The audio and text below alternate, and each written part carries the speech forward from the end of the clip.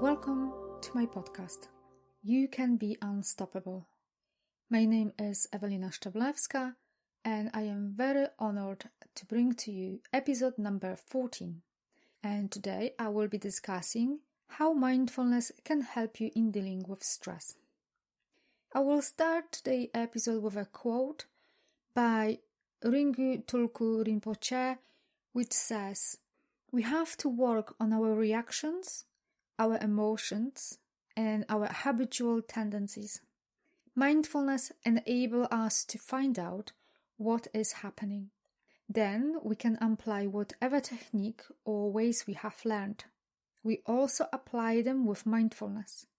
It is the instrument through which we practice." Okay, but what is mindfulness? The idea of mindfulness is very simple. It means being aware. You allow yourself to be in a present moment, experience what is happening in a present moment with an open mind and an open heart. Practicing mindfulness allows you to get in touch with your feelings rather than allow them to rule your world. It permits you to find the real you that can happily live in a present moment. Unfortunately, the problem is that many people operate on an autopilot or the social programming that we all receive as children, and some people are not even aware of the fact that they lead the life based on habits formed many years ago, habits and beliefs that don't serve them anymore.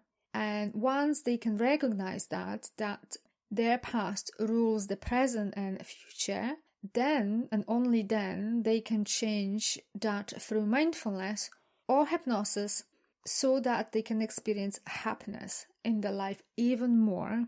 Mindfulness has the capacity to enrich your life extensively. It can change your life for the better as it allows you to become more aware of your subconscious habits and beliefs that can get in your way to live to the fullest.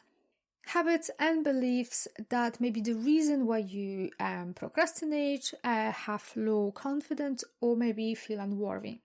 It has been proven that mindfulness is very effective in combating modern issues such as anxiety, low self-esteem, negative mindset, low level of energy, or depression. All the benefits include release from stress, it's also a pain relief, it provides improved sleep and contributes to overcoming addiction. But how do you practice mindfulness, you may ask? Any repetitive action, like washing dishes or sweeping colorful leaves, which we have plenty of at this time of the year, provides an opportunity for the mind to disengage and wander off. However, you have to practice being present, as it's easy for the mind to wander off in the wrong direction and aimlessly think about nothing or start to worry. It has been proven that mindfulness is linked to improve happiness also, as I mentioned earlier. It is about knowing your purpose in life. It's achieving goals by better concentration, decision making, and building self-confidence. Practicing gratitude contributes to happiness as much as acceptance that things outside of your control can be changed. Things like connection, play, support, love, sharing, listening, or touch stimulate your path to happiness. Other issues that mindfulness is very helpful is distress, anxiety, stress. It can provide relief from pain, as I mentioned earlier.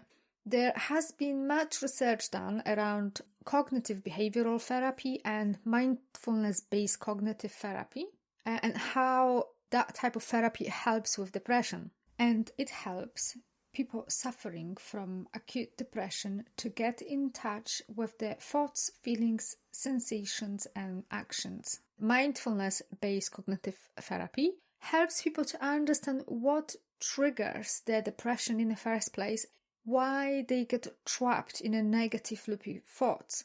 It provides greater awareness of their own bodies so that they can spot upcoming depression and take charge of the situation before it spirals down too far. So basically stopping it from getting too bad.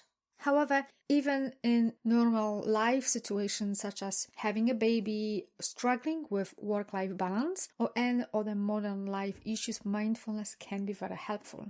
Life can be very stressful and riddled with anxiety, considering that we are dealing with a global pandemic for the last few months. Stress can cause many physical symptoms, such as heart problems, digestive issues, and depression. And it latches onto the negative thoughts and drags us down. Stress is a very natural and self-protective mechanism that can trigger the flight or fight response. The problem is that this response is triggered by things that don't threaten our lives anymore, such as relationship issues or bad day at work or horrible traffic. Prolonged stress causes chemical changes in the body, which can have a long-term damaging effect on the body and the mind. Mindfulness can help by identifying if this stressor is real and life-threatening. Practicing mindfulness will allow you to identify when you are getting angry, for example, angry at your friend or maybe your coworker, and it helps you to self-examine this reaction. Once you identify the true reason for your emotional reaction and you label it accordingly, you are no longer angry. When you operate from your old habits and beliefs and patterns, quite often you feed your reaction to stress with memories, emotional reasoning, and rumination. However, mindfulness prompts you to direct your attention to the raw, present information of the moment rather than the story you are building in your head.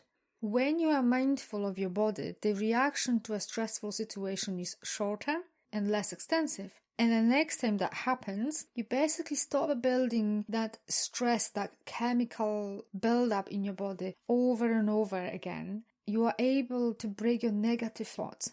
Mindfulness is very helpful in recognizing the signs of stress, such as negative thoughts, inability to concentrate, anxiety, aches and pains, insomnia, eating too much or too little, withdrawn from others, feeling overwhelmed or sad, loneliness or irritability.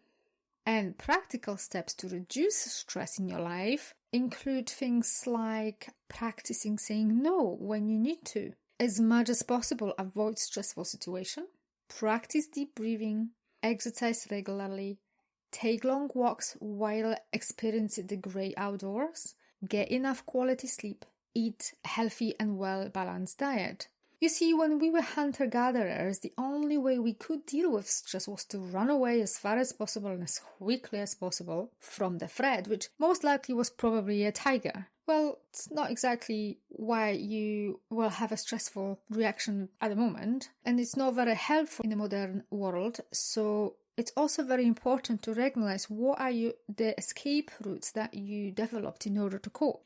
They will mainly fall into two categories, distraction and denial, and they may include things like binge shopping, working out at the gym, doing overtime, partying too much, drinking too much alcohol, isolating yourself from friends and family.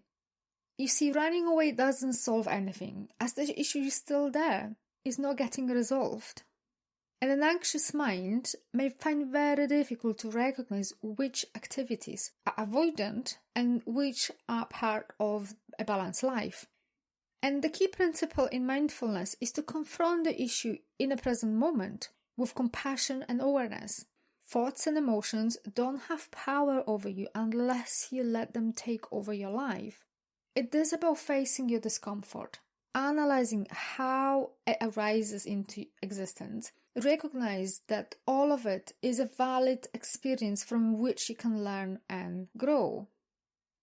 So I hope that this information provided you with a deeper understanding of how mindfulness can be very helpful in dealing with stress and anxiety and how it can contribute to having a much happier and fulfilling life.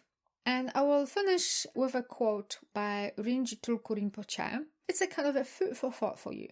And the quote says, "If we want our mind to relax, we need to bring it to the present moment.